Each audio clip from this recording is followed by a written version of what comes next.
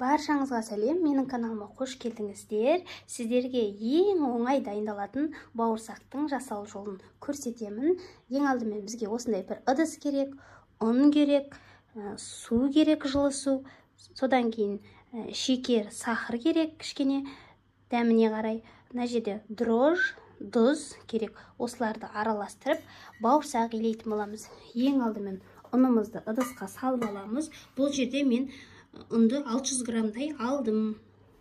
Өздеріңіздің қалауларыңыз бойынша көп етіп жасағыңыз келсе, көп теу аласыз, аз етіп жасағыңыз келсе, бауырсақты онда ұнды азырақ аласыз.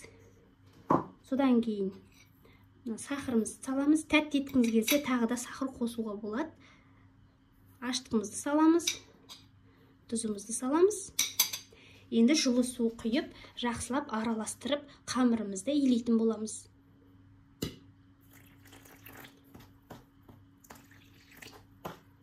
Жақсылап бірінші қасықпен араластырып алайын.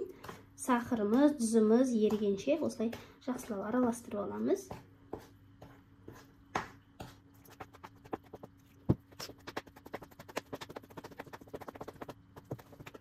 Енді қамырымызды қолымызбен илейміз.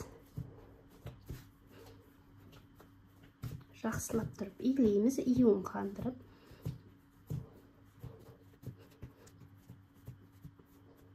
Мінекей біздің қамырымыз иленіп болды. Қараңыздар, қолға жабыспайтын керемет қамыр иленді. Енді осыны ыдысқа салып, бетін жауып, көтерілгенше жарты сағатқа ма қоя тұрамыз жылы жерге. Мінекей бауырсағымыз көтерілді. Қараңыздар, осындай болып, әдемі болып, күшті болып көтеріліп тұр. Енді бұны ыдыстан шығарамыз. Басып аламыз да. Осылай тақтайға қойып, кішкене ұн сеуіп жүреміз.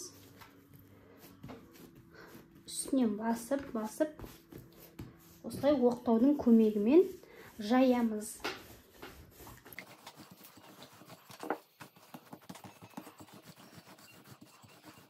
Мінекей бауырсақтарымызды осылай дөңгелектеп пішін жасадық. Осылай етіп 4 етіп кессеңіздер де болады. Қалыңдығы осындай етіңіз. Енді қазір майымызды қыздырып аламыз. Оған дейін бауырсақтарымыз кішкене көтеріліп тұрады. Мінекей майымызды қыздырып жатырмын. Қайнап отырғанын көру үшін осылай кішкене кусок салып қараймыз. Бетіне шықса, значит пісті деген сөз. Қайнады деген сөз. Енді қайнаған майға бауырсағымызды саламыз.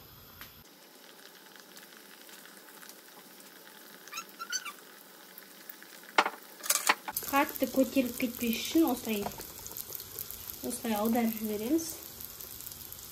Әдемі болу үшін. Ортасы қуыс болып қалмас үшін.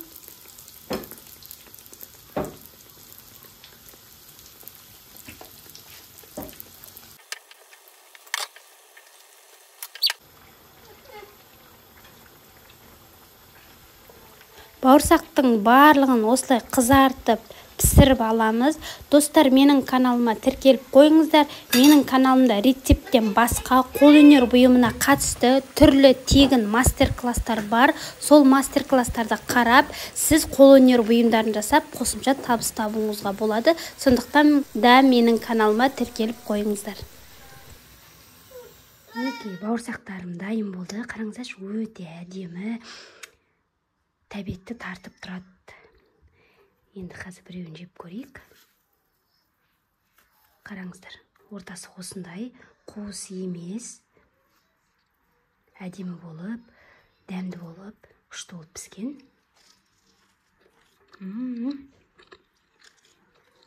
Керемет болып піскен. Осы рецептпен міндетті түрде жасап көріңіздер. Жасалу жолы өте оңай.